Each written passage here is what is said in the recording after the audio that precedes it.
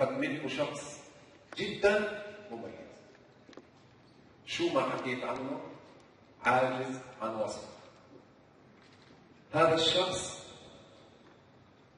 إذا سألناه عن المستحيل فلا وجود للمستحيل بحياته،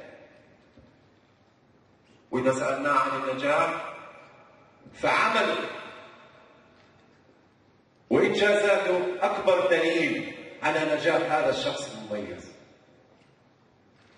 وإن سألناه عن التغيير فهو شخص استطاع بإرادته القوية إنه يغير فكر الشاب الأردني والعربي إلى الأرض. وإذا سألناه عن الجنسية فهو أردني حر.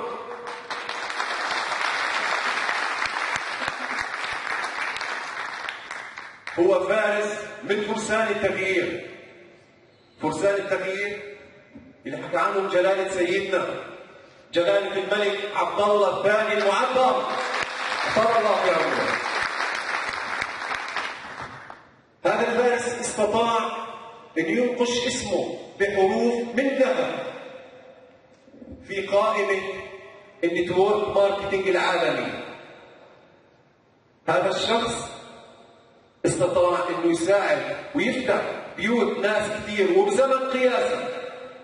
وبزمن قياسي استطاع أنه يؤسس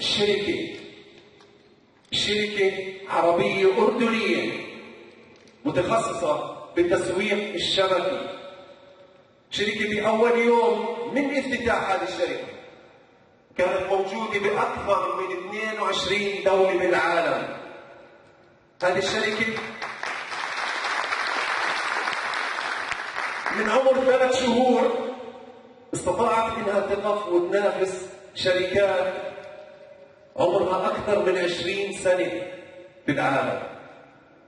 هذا الشخص المميز، هذا الانسان الرائع هو صاحب شركة الدولية للتسويق الشبكي الليدر العالمي يزيد الفايز.